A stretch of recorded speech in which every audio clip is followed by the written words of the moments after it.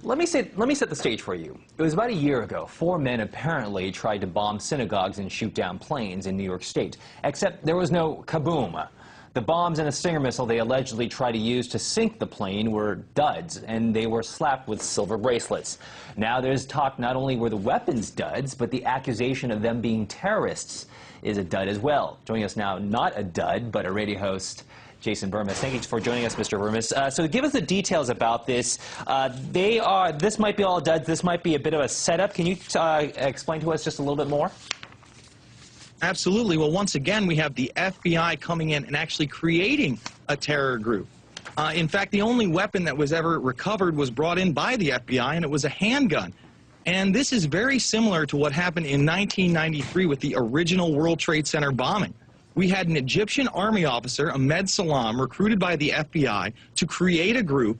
And in fact, he was the one that not only created the bomb that went off in the World Trade Center in 1993, but it was supervised by both the FBI and the district attorney. So we see this again and again and again. In fact, during 9/11, 2 of the alleged hijackers actually lived with and rented from an FBI informant. Okay, Mr. Burmis, a lot of people out there will probably say that your accusations are preposterous, but based on the information I've read, there's a lot of evidence saying that this might be the case. There's also an audio file of conversations between supposedly FBI and these accused men. Let's go and listen to that now. It was built by supervision from the Bureau and the GA, and we was all informed about it, and we know that the bombs start to be built. By who? By your confidential informant.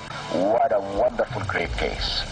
Okay, so that's an audio file that could be evidence. That, I think, comes from your documentary, but then also there is a little bit more evidence besides just that. Can you speak on that a little bit more for us? Absolutely. You can find this information in my newest documentary, Invisible Empire, A New World Order Defined, over at Infowars.com. And what you were just listening to was that Egyptian informant talking to his FBI handler, John Antisev. And again, we see this over and over and over again. These terrorists are not allowed to create these groups or do these attacks without this type of supervision. Even look at the underwear bomber. We now know from eyewitness testimony that he was brought on the plane by a sharp-dressed man who said that he didn't need a passport and that he was a Sudanese refugee. How are all these terrorists getting through if it's not through organizations like the FBI and the CIA? It seems like when the average Joe makes a report to the FAA, the CIA, the FBI, it's ignored. Why does that happen? Okay. The claim that I've been reading so far is that there was a federal informant who helped these people out, that he offered them pay, that he provided them maps, and this is, by the way, a federal informant who works allegedly with the FBI, and that he bought the only real weapon, which is a handgun. The question I have for you is this. At this point, are we talking about a possible case of entrapment? Absolutely. It's more than entrapment. They create the groups. What they do is they find people with low incomes who have small-time criminal records, and then they demonize them by bringing them into false terror plots that, again, are created by the FBI themselves. Okay. Then the question, the million-dollar question is, why does the FBI do something like this? If they did, in fact... Well, they have to have a reason to have the Department of Homeland Security. They have to have a reason to have all these CCTV cameras. They have to have a reason for the expansion of their command system control grid, where they literally track, trace, and database everything in our lives. And what is that? It's the fear of terrorism. Okay. We had this conversation before, but this kind of throws a whole question, a haze over this term terrorist then, once again, does it not? Absolutely, because again, these people are supposed to have a political goal that they are going to carry out through violence, and the only violence proposed here was by the FBI informant. And this, again, was not even an organization until the FBI got involved. Again, they prey on the weak, they prey on the poor, they prey on low-level criminals, and they trump this up in the media as if there's some great threat from Al-Qaeda blowing up your home.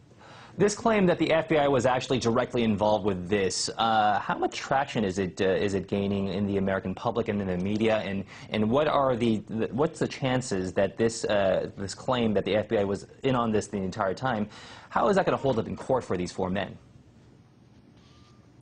Well, it'll be interesting to see how it holds up in court, and really that's the only way we'll find out how far this went.